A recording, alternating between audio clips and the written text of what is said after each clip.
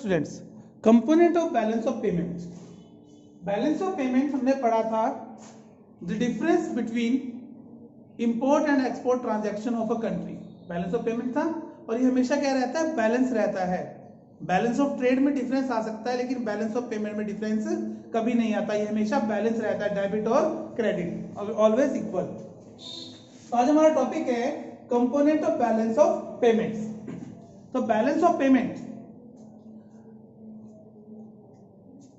अब इसमें आगे दो टॉपिक आते हैं हमारे पास, component of current account, component of capital account. Component of current account, component of capital account. तो सबसे पहले हम पढ़ते हैं component of current account. Current account क्या है?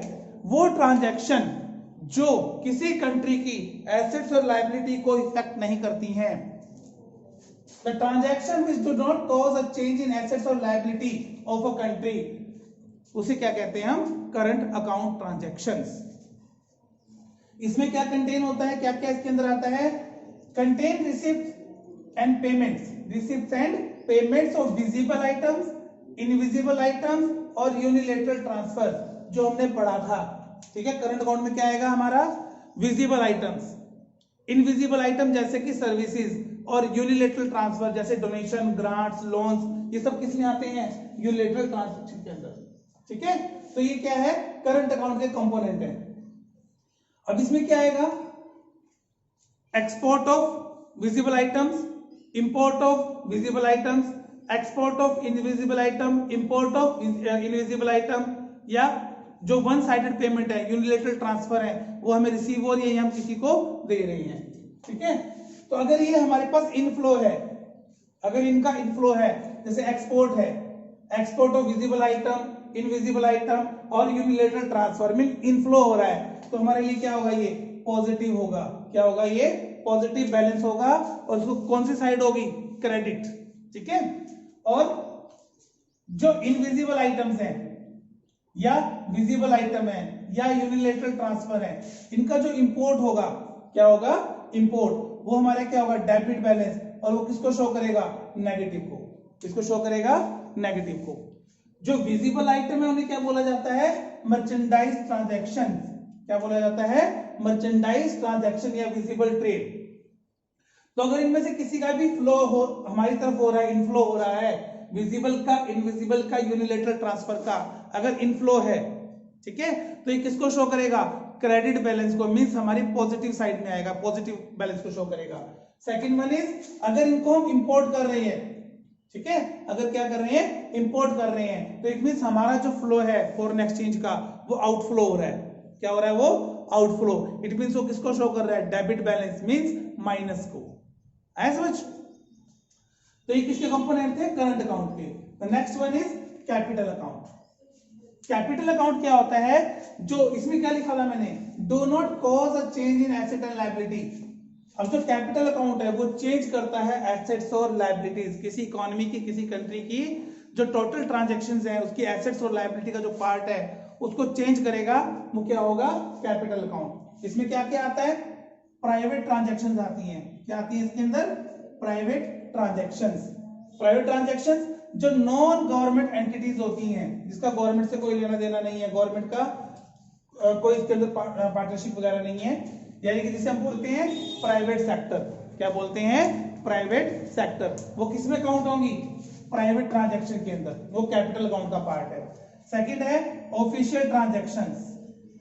ऑफिशियल ट्रांजैक्शन कौन सी होती हैं? वो ऑफिशियल ट्रांजैक्शन होती है वो गवर्नमेंट या प्राइवेट सेक्टर की, दोनों हो सकती हैं। ठीक है, वो क्या हो सकती है? दोनों हो सकती है, प्राइवेट सेक्टर की भी और ऑफिशियल ट्रांजैक्शन जो होती हैं वो इसका पार्ट रहेंगी। अब इसमें क्या आता है? इसमें मतलब दो चीज आती हैं, एक आती है पोर्टफोलियो इन्वेस्टमेंट और एक होता है चेंज इन फॉरेक्स, और थर्ड इसमें आता है हमारे पास एक एफडीआई, फॉरेन डायरेक्ट इन्वेस्टमेंट। ठीक है, कैपिटल अकाउंट के कौन से पार्ट है हमारे पास? दो पार्ट हैं, प्राइवेट ट्रांजैक्शन और ऑफिशियल ट्रांजैक्शन। ठीक, और ऑफिशियल ट्रांजैक्शन के आगे तीन पार्ट होते हैं, FDI, foreign direct investment, portfolio investment और चेंज इन फॉरेक्स रिजर्व, मतलब फॉरेन एक्सचेंज का जो रिजर्व है उसमें डिफरेंस, तो उसका चेंज आएगा।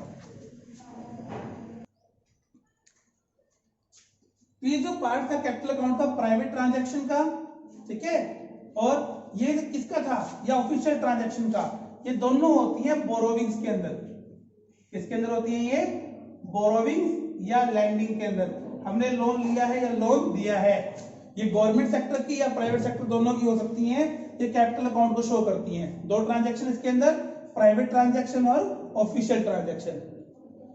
और जो ये तीन है, एफडीआई, पोर्टफोलियो इन्वेस्टमेंट और change in foreign exchange reserve, ये हमारा आता है, सॉरी ये दो आती है हमारे पास इसके अंदर इन्वेस्टमेंट में। किसमें आती है, इन्वेस्टमेंट्स के अंदर। और सबसे पहले हम पढ़ते हैं एफडीआई के, foreign direct investment. Foreign direct investment जैसे कि यहां लिखा है डेफिनेशन के अंदर, it refers to purchase of an asset in the rest of the world which gives full control to the buyer over the asset.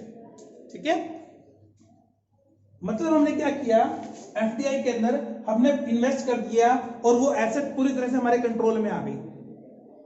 Suppose कि Reliance industry ने Russia के अंदर या अमेरिका के अंदर या जापान के अंदर कोई बिल्डिंग, कोई एसेट को परचेज कर ली वहां पे, तो वो उसकी पूरी तरह से कंट्रोल में आ गई, उसे क्या बोलते हैं, एफडीआई, जहां फुल कंट्रोल हमारा रहेगा, इन्वेस्टमेंट हमारा, प्रॉफिट हमारा, सब कुछ हमारा रहेगा वहां।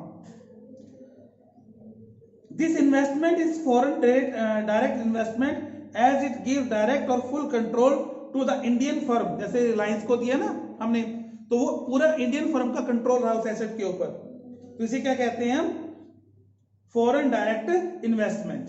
ठीक है, the purchase of asset is record on the negative side, यानी कि डेबिट बैलेंस हो गया, और अगर सेल करेंगे तो हमारे लिए क्या होगा, वो क्रेडिट बैलेंस होगा, यानी कि पॉजिटिव साइड होगा।